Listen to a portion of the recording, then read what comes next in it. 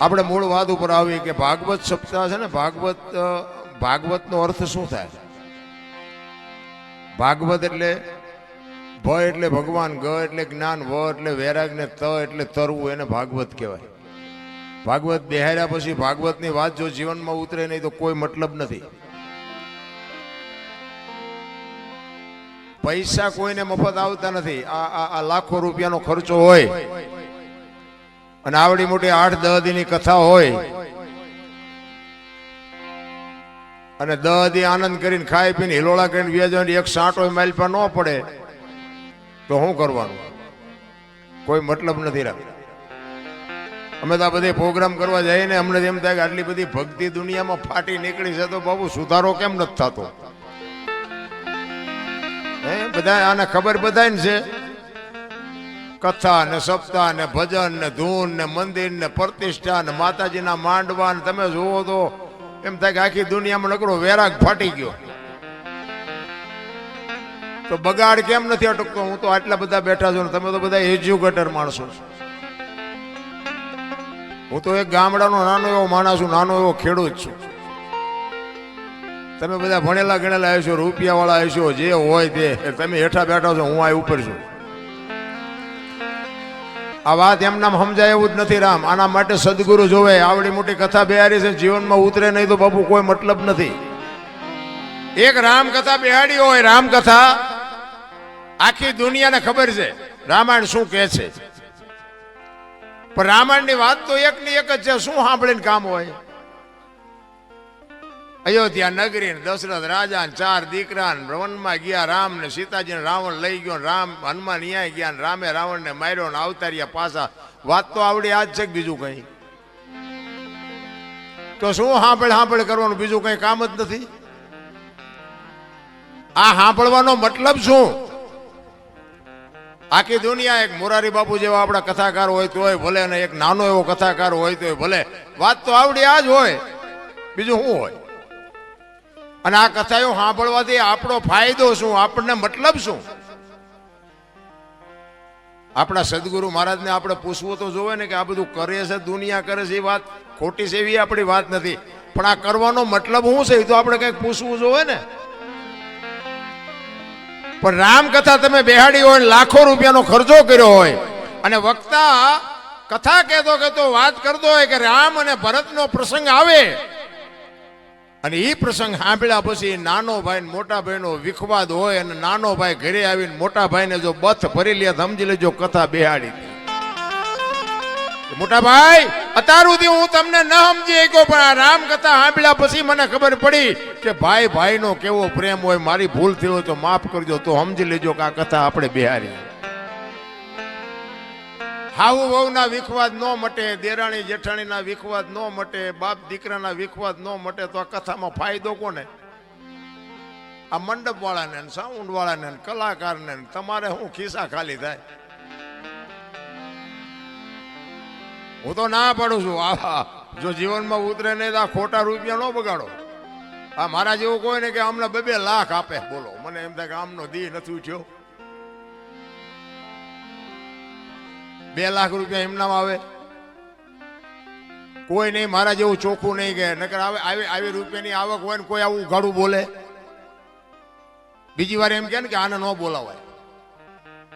પણ હું તો સત્ય કહું છું બાપુ. 10ની નોટ છોકરાને ન આપી શકતો હોય ને અમને તમે 2-2 લાખ રૂપિયા આપો અને જીવનમાં તમને ન ઉતરે તો બાપુ દુનિયાનું કાંઈ વળે નહીં. કહેવાનો મારો અર્થ એ છે કે એક સપનું માણસનું સાકાર કરવા માટે આવડી મોટી જો ઝંખના હોય કે આપણે ભાગવત સપ્તાહ કરવી છે, ખરેખર ધન્યવાદને પાત્ર છો. એમાંય આટલી બધી સંખ્યામાં જ્યારે મને, જો કે આ ગામમાં મારે કોઈ પરિચય નથી, પણ રણમલપુર વાળા ત્રિશાલભાઈ મને રાત્રે ફોન કર્યો કાલે. નકર આજ મારે કોઈ હિસાબે મેં કહ્યું 5 લાખ આપે તો મેં કહ્યું આજ જવું જ નથી ક્યાંય. કારણ કે આજ તમને જે લાગતું હોય ખાચું ખોટું જે હોય માનો એ, બાકી આજ મારી 9મી રાત છે. 28 તારીખથી હળંગ છું, આમ 23 તારીખથી. છતાંય એક લાગણીના તાંતણે બંધાઈને ત્રિશાલભાઈ મારે એવો સંબંધ, એટલે મારા રવિભાઈ છે એની યારે મારે એવી મિત્રતાથી હું કાંઈ બોલી જ ન હોય. બીજા હોત તો ગોળીઓ પાત, પણ હવે ગોળીઓ પાય એવું હતું નહીં. મેં કહ્યું જે ભગવાન કરે મેં કહું હાલો જી આવી. એટલા માટે એમાં આ બેનું છે ને, બેનુંને તો ખાસ કહું, કારણ કે જરૂર છે ને બેનુંને જોકે સુધરેલા જ છો, બગડા હું તમને શું સુધારું, પણ ફેશન બેશન માપે માપે કરજો. એ બધું જોવું છું ને એટલે મને દુઃખ થાય છે. એટલે તમે સારા કપડાં પહેરો કે વાપરો છો એનું દુઃખ નથી, પણ બાબુ તમને દુનિયા સારી દ્રષ્ટિથી જોતી નથી. મારા જેવું તમને ચોખ્ખું કોઈ નહીં કહે. ફેશનની માપ રાખજો. રામાયણ છે ને, રામાયણ એક લક્ષ્મણ રેખા, તમને રામાયણનો દાખલો આપું. લક્ષ્મણ રેખા કે સીતાજી ઓળંગી ગયા અને રાવણ હરણ કરી ગયો. રામાયણ એવું કહે છે. તો તમે એવું માનો છો કે સીતાજીને શક્તિ નહોતી? રાવણની એવી તાકાત હતી કે સીતાજીને એ લઈ જઈ શકે? મિથિલા નરેશની દીકરી હતી, અગ્નિનો ગોળો હતો. મારા રામ રાવણ માથે એની દ્રષ્ટિ પડે ને, રાવણની રાખ આ દુનિયામાં ન પડે એવી ભગવતી હતી. પણ તમને અને મને કેળો બનાવ્યો જે લક્ષ્મણ રેખા ટપી જાય એનું આ દુનિયામાં હરણ જ થાય. બાપ હોય, દીકરો હોય, માં હોય, પત્ની હોય કે વહુ હોય, લક્ષ્મણ રેખા જે ટપે એનું હરણ થાય. રાવણ ગામો ગામ છે, મરી ગયા વેમમાં ન રહેતા. હું એટલા માટે કહું, તમને ભગવાને આપ્યું ખાઓ પીઓ વાપરો મોજ કરો, એમાં મને કોઈ તકલીફ નથી. પણ ફેશનનું મહાપુરુષોએ કીધું છે કે એક સંપત્તિ ઉપર, એક સ્ત્રી ઉપર અને એક ભોજન ઉપર, આની માથેથી પડદો હટી જાય ને એટલે એની કિંમત ઉડી જાય. લખવું હોય તો લખી લેજો.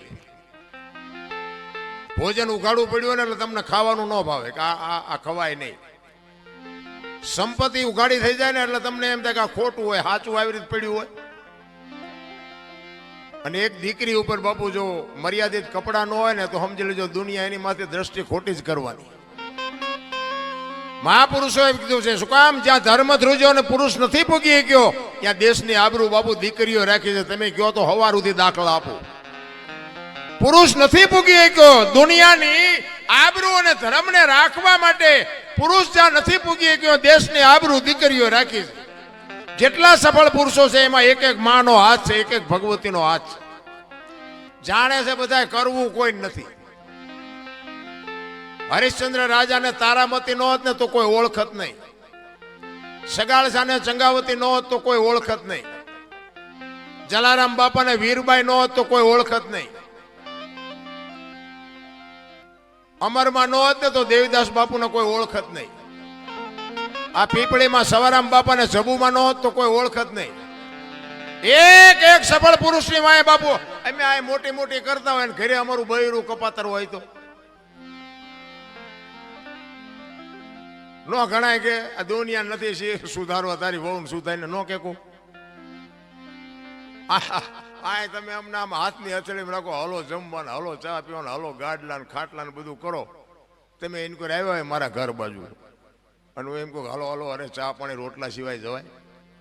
અને હું આમ ડેલામ લઈ જાઉં અને રહોડામાંથી હાણેશું લોટા મંડે ઉડવા, મારે ચિંપા જવું? અરે હારું માણા ન હોય તો જીવવાની મજા ન આવે. ભલા માણા હગો હારો નો હાપડે, મિત્ર મળે જો લબાડ, પત્ની મળે જો કભાર જાતો હેળે જો ઉતાર. ત્રણે પખા મોળા હોય તો ગિરનારમાં વ્યૂ જવાય. જીવવાની મજા જ ન આવે. ભલા કોઈ મતલબ નથી રામ. હું તો એમ કહું, પતિની વાત જો પત્ની સમજી શકે ને પત્નીની વાત પતિ સમજે કે તો જ બાપુ વાય પેટી હારી થવાની.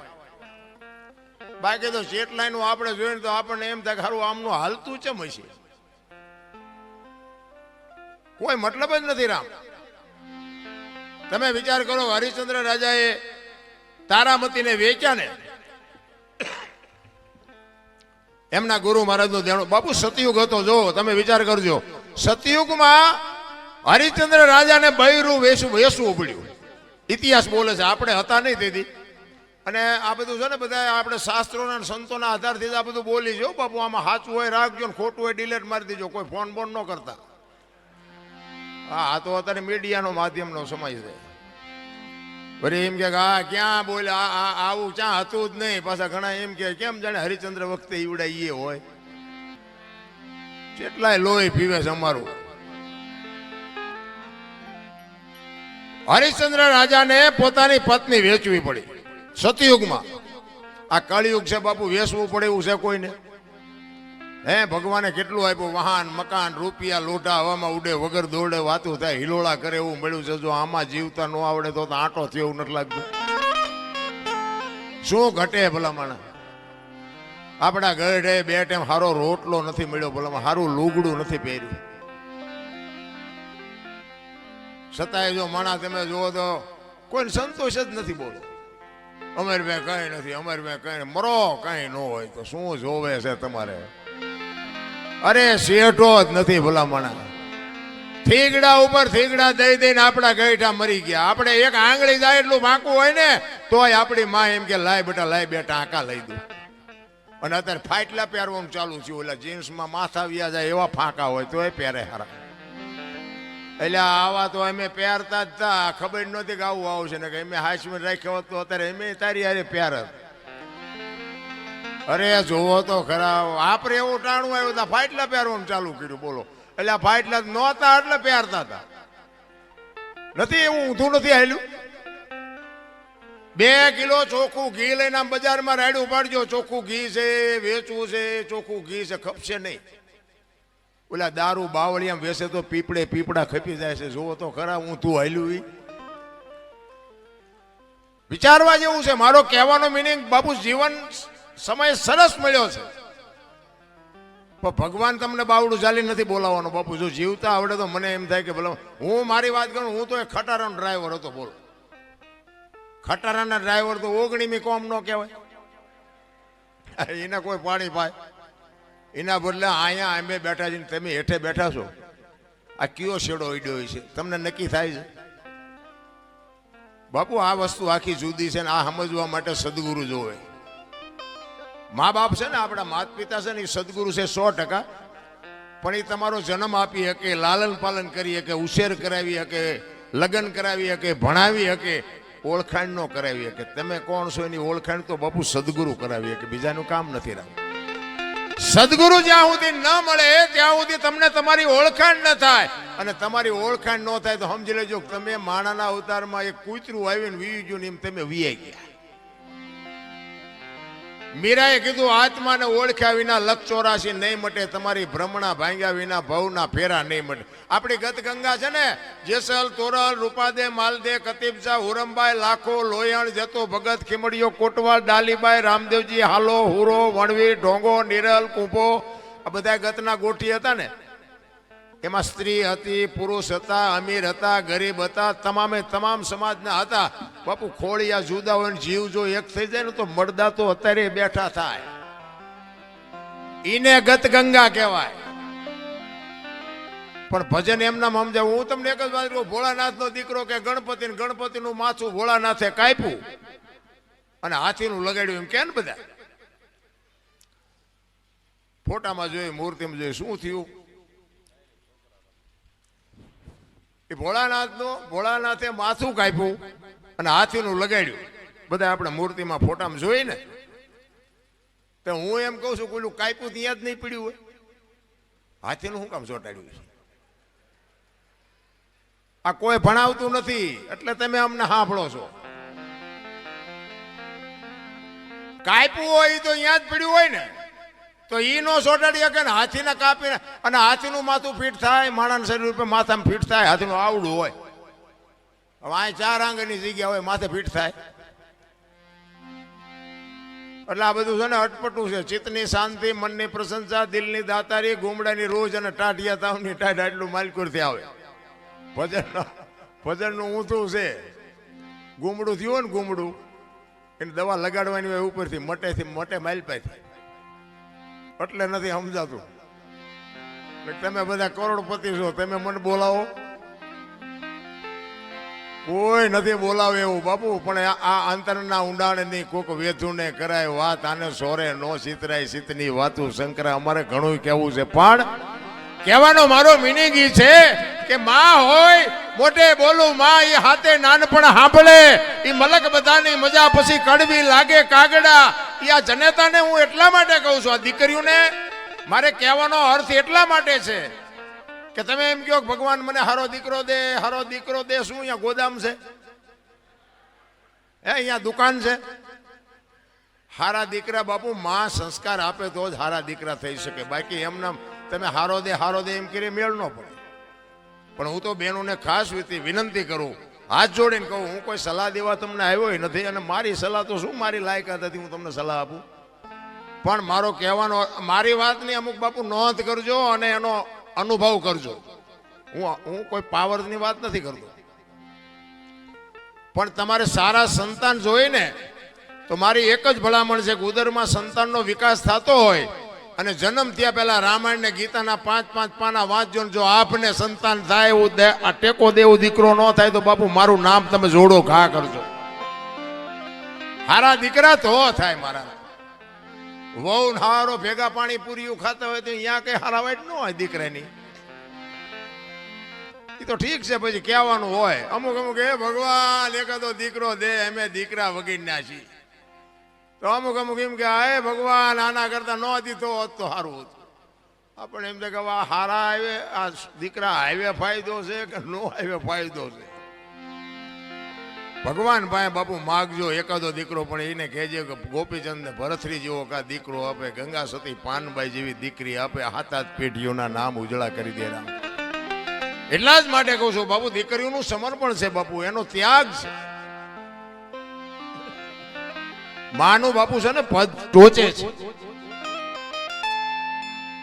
9 મહિના મા બાપુ ઉદરમાં સંતાનને રાખે, એનો જન્મ આપે, એનું લાલન પાલન કરે, બેહતા બોલતા ખાતા પીતા બધું માં શીખવે, અને વાય નામ બાપાનું લાગે. બોલો, માનો ભોગ છે એટલો બાપનો નથી. આખી દુનિયાને ખબર, એમાં હું આવી જાઉં ને મારે લાગુ તો પડે જ ને કે મને તો એમ થાય કે માએ જે સમર્પણ કર્યું છે એ બાપે નથી કરેલું, તો આની વાય માનું જ હોવું જોઈએ, બાપનું ન હોવું જોઈએ. પણ માએ ત્યાગ કરી દીધો કે આની વાય એના બાપાનું રાખો. કોકે પૂછ્યું કે પણ તારો આટલો ભોગ અને બાપનું નામ શું કામ? કે આ કદાચ કપાતર પાકે અને કોથળીઓ તોડીને ધૂળીમાં માથું ગાલીને પીડ્યો હોય, કોક એમ કે કોનો છે, ફલાણી માનો છે, એમ કે છે મારા ખોળી આમ જીવ નહીં રે, 9 મહિના ઉદરમાં રાખ્યો, મારું કાળજું ફાટી જાય, એની વાય એના બાપાનું રાખો. આને સમર્પણ કહેવાય. અને હારા દીકરા છે ને એ માન ખબર છે કે આની વાય મારું જ રખાય. હારા દીકરાની વાય જનેતાનું છે.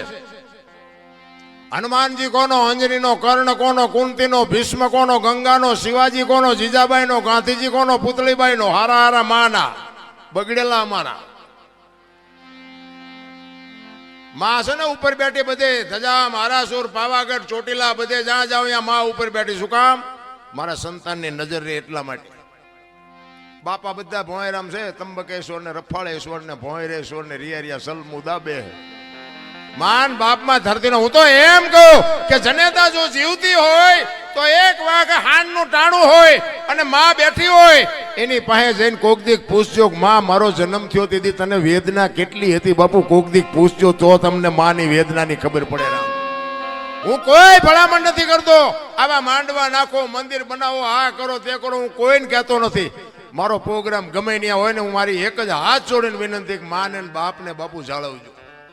માન બાપ જેવા ભગવાન આ દુનિયામાં ક્યાંય કોઈ છે જ નહીં. અને તમારા મા બાપને તમે નહીં જાળવો ને તમારી પ્રજા તમને નથી જાળવવાની લખવું અહીંયા લખી લેજો. તમારા માત પિતાથી તમે છો, મારા માત પિતાથી હું છું. માત પિતા તમે ચૂકી ગયા સેવામાં, એટલે સમજી લેજો કે તમે કરોડ રૂપિયાના આસામી હોય તો બેકાર ધૂળ કહેવાય.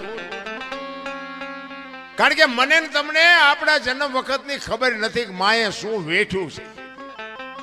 એ વેદનાની જો આપણને ખબર હોય ને તો આ માવડીઓ રોટલા વગરની આટા નો મારતી. લાખો રૂપિયા ને કરોડો રૂપિયાના દાન આપે ને ઘરે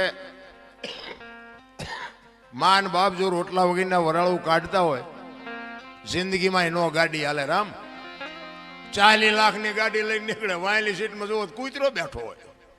બોલો, લબરક કરતો. હવે આમાં માને બાપાને બેહર્યા હોય તો અરે અમને સારું જોડું નથી જડ્યો, અમારો દીકરો કેવી ગાડીમાં ફેરવે, જિંદગીમાં કાંટો ન વાગે. કાંટો રામ કરવાની જરૂર આ તો કે તમને ન ખબર પડે, તમને એમ જ કરે. બોલો, એટલે આ નહોતી ખબર એટલે 100 વીઘા રાખી હતી, તું 10 વીઘાના ઉલાળિયા મીઠો કરવા. અમને ખબર છે પણ જાવું ક્યાં? અરે મારા રામ, માન બાપે તો આપણા જીવન માટે દેહના કોથળા કરી નાખ્યા, કોથળા ભલામણ. મારો દીકરો, મારો દીકરો, મારો દીકરો.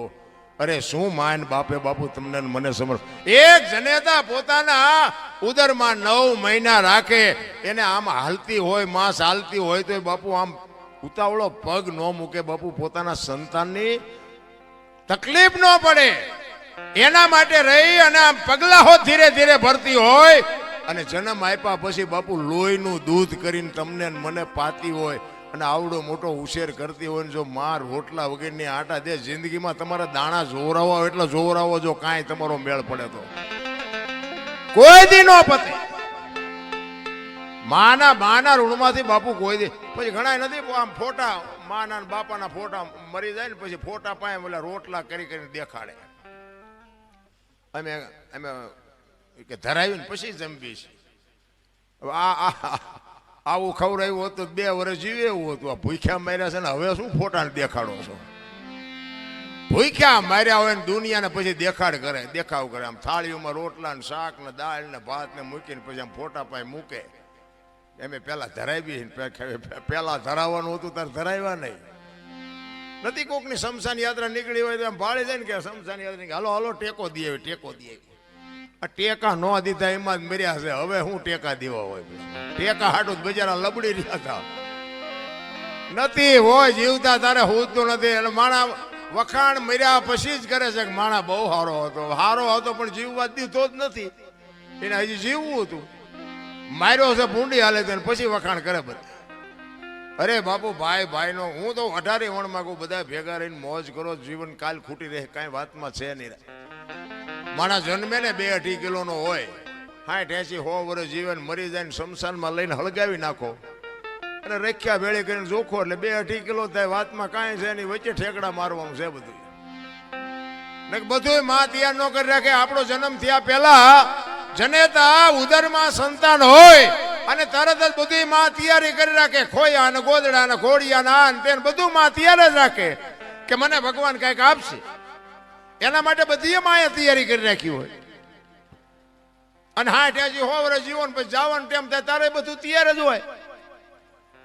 લાકડા તૈયાર હોય, ઉપાડનારા હોય, ગોઠવનારા હોય, દિવાળી મૂકનારા હોય, ઘોંકા મારનારા હોય.